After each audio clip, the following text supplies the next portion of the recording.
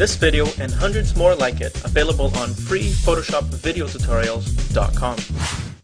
For the last of our series in artistic photo edges, we're going to show you how to make a template for an effect that I call the photo painted on canvas. So what we're going to do here with this photo is make it seem like it's painted on a canvas, so that whenever the brush is laid down, it's actually painting the photo itself, and that it is on the canvas. So we're going to add a little effect, make it seem like it has a little bit of a texture of a canvas. So the first thing that we need to do here is create a new layer here and fill it in with white. White is my background color, so I'll just do a control and backspace to fill that in with white. And now I'm going to add a layer mask.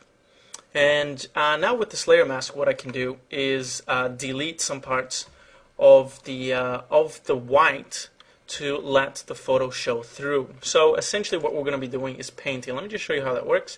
If we paint in with black, we're going to be rediscovering the photo like so, like that, right? But this doesn't, you kind of get the idea here. We're painting with, painting the photo on, but this isn't the right brush here. What we need to do actually is load an appropriate brush so it seems artistic enough, so that it seems like it's actually very nice flowing brush strokes. And right now, the basic brushes that you get are not really enough. So what I'm going to do here is I'm just going to undo, and I'm going to load up my brushes here. If you don't have it open, go to Window and Brushes to bring that open. And now I'm going to click here on the little arrow on the three lines here. And I'm going to go in here and load up different presets for brushes here. There are a number of brushes that come preset with Photoshop. The default one is what's called the basic brushes. It's probably this one here that you're seeing right now. And what I'm going to do is I'm going to load up another set of brushes, which is called the thick heavy brushes. You have the option to either append this so that you're going to get the sets that you have here plus the new ones, or you can click OK to just substitute all of these for the new ones. Let me just go ahead and click OK just to show you how that works. So you have a different set of brushes. Don't worry, you haven't lost the other brushes. You can just go back in here and load up the basic brushes, and and go back and forth. Or what I like to do is just go in here with a thick and just do an append. So we have all of those, and we have a nice flexibility here. Right. So now what I want to do is pick some of these heavy brushes here, and you can experiment with some of them, and you can see if you increase the size of them, you can start to see what it is that they do, and you can play around and see the effect that it causes. So you can play around with that one, or with this one. This one's a little bit more spray painty on the edges here than this one here. This one just has more of a streaks, right? And so you can play with them and see which one it is that you like the most. This one's more almost like a hairbrush or something like that. So what I'm going to do is just use the second one here, and it's up to you which one you want to use. And what we're going to do is, with the large enough brush, we're just going to be painting around like so to bring our image into focus, like that.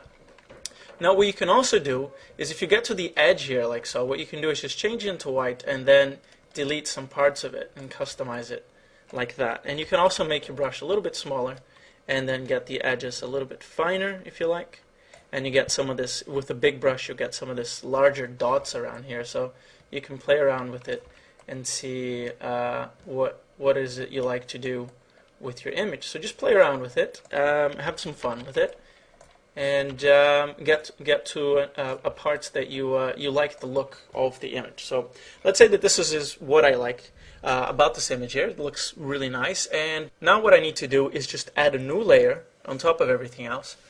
And what I'm going to do is just fill that layer with white so I can apply the effect. So I'm going to go in here, actually I'm going to go ahead and just automatically just change our mode here to multiply, because that's effectively what we want to do, and we want to be able to see our image here. But I'm going to be adding this, essentially just the texture over top, and that's why we already multiply. We don't want the white to show through, we just want the texture. So now we're going to go into Filter and go to Texture and Texturizer right there, and this will lay out our effect. So now what we can do here is just go on to Canvas here, on Texture, select Canvas.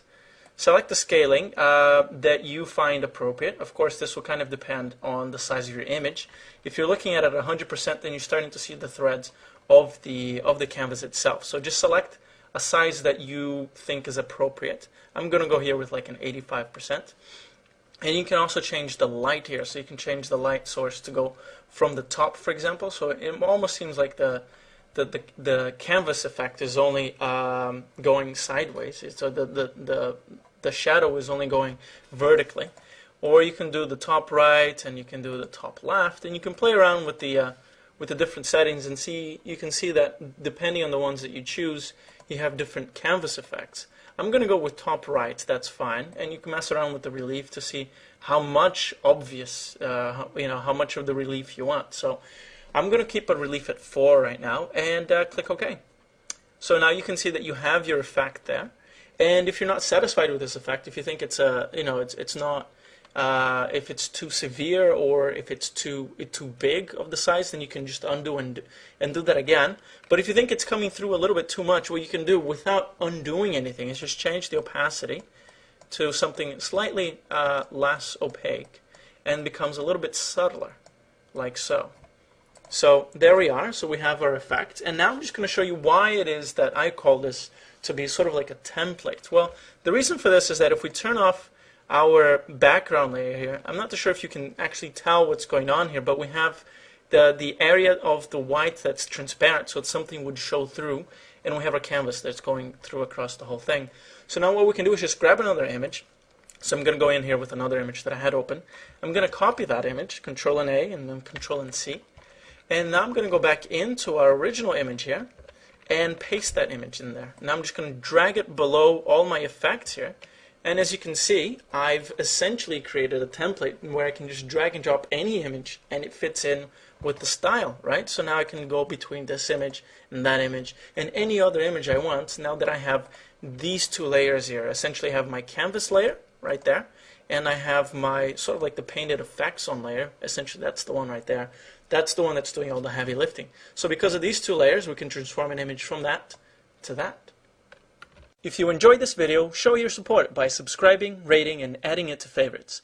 Leave comments on our website and we'll create even more videos that interest you.